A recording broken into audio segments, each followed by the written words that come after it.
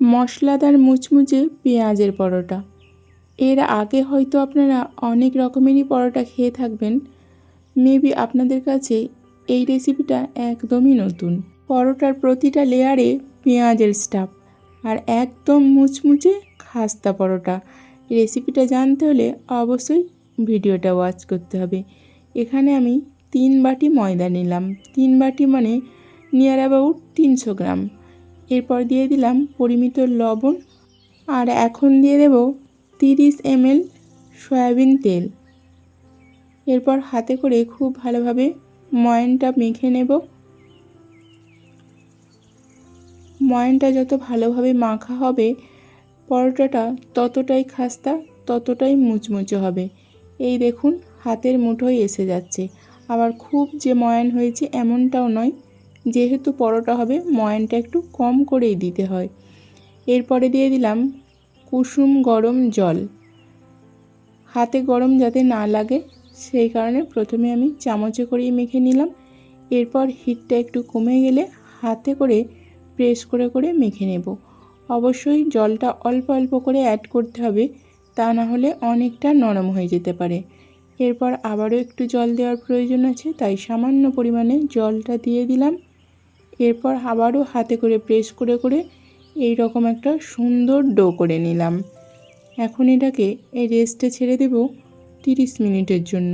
সেই সময়ে এইখানে নিয়ে নিয়েছি 3টে বড় সাইজের পেঁয়াজের কুচি, দিয়ে দিলাম পরিমিত লবণ, কয়েকটা কাঁচা লঙ্কার কুচি, সামান্য একটুখানি ঝাল লঙ্কার গুঁড়ো, দিয়ে দিলাম গরম মশলার গুঁড়ো, এরপরে দিলাম জিরা গুঁড়ো, এখন দিচ্ছি কারি পাতা কুচি।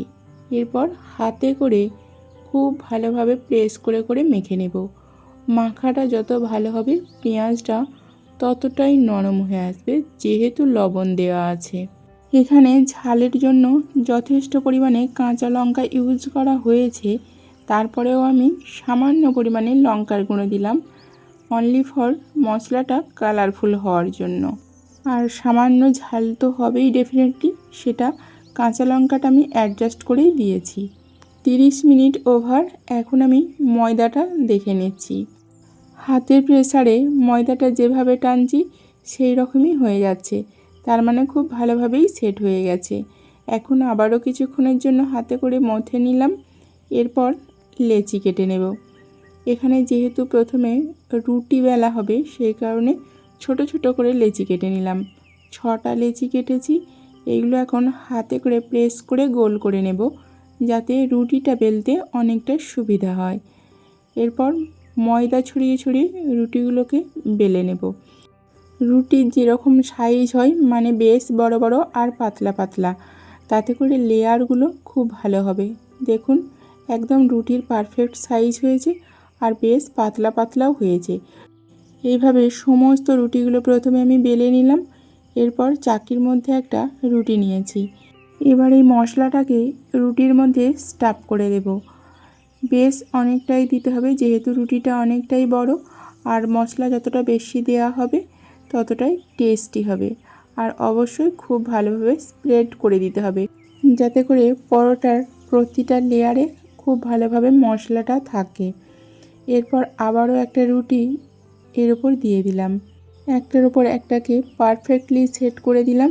এরপর আঙুলের সাহায্যে প্রেস করে করে চারিদিকের মুখটা বন্ধ করে দিচ্ছি, যাতে করে পুরটা সহজে বেরিয়ে আসতে না পারে।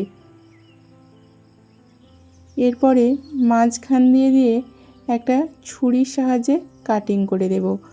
এখানে রুটির সাইজ অনুসারে আমি 4 পিস করছি। ছুরিটা অবশ্যই ধারালো হতে হবে, অন্য কোনো কাটিং যন্ত্র থাকলে হবে, কারণ এখানে পরোটার সঙ্গে সঙ্গে পেঁয়াজগুলোও কাটিং হতে হবে খুব ভালোভাবে। এরপর এই লেয়ারগুলো একটার পর একটা চাপিয়ে দেব।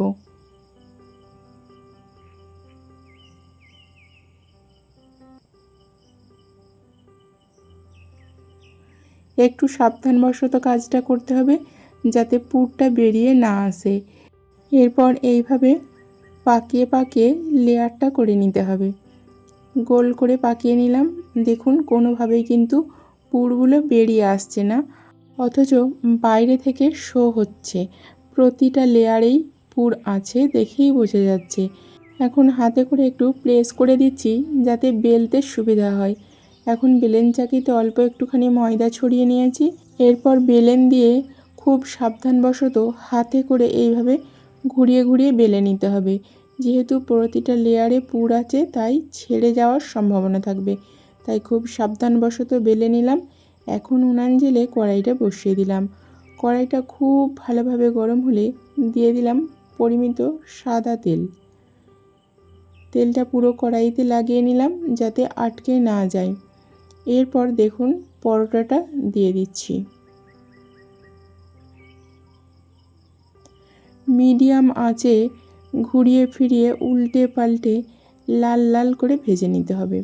এইভাবে কনস্ট্যান্টলি নাড়াচাড়া করতে হবে যাতে কোনোভাবেই জ্বলে না যায় আর ভাজাটা ডেফিনেটলি পারফেক্ট হয়। এখানে উনানের আঁচটা ম্যাটার করে আর অবশ্যই তেলটাও ম্যাটার করে, সেই সঙ্গে ভাজার প্রসেসটাও। দেখুন ভাজাটা আমার কমপ্লিট। প্রতিটা লেয়ার পারফেক্টলি রয়েছে, কোনোভাবেই ছেড়ে যায়নি। গোল গোল লাল লাল পেঁয়াজ পরোটা। এখন আমি সার্ভ করে দিয়েছি। আপনারা পারলে সসের সঙ্গে সার্ভ করবেন, তবে আমি বলবো এটা শুধুই খাওয়া যাবে। টেস্ট আর ফ্লেভারে একদম ইউনিক অ্যান্ড অথেন্টিক। আপনাদের কেমন লাগলো অবশ্যই কমেন্ট করবেন। আর যদি ভালো লেগে থাকে তাহলে ডেফিনেটলি একদিন ট্রাই করবেন। আজ তাহলে আসি বন্ধুরা, আবারও দেখা হচ্ছে পরবর্তী ভিডিওতে নতুন কোনো রেসিপির সঙ্গে।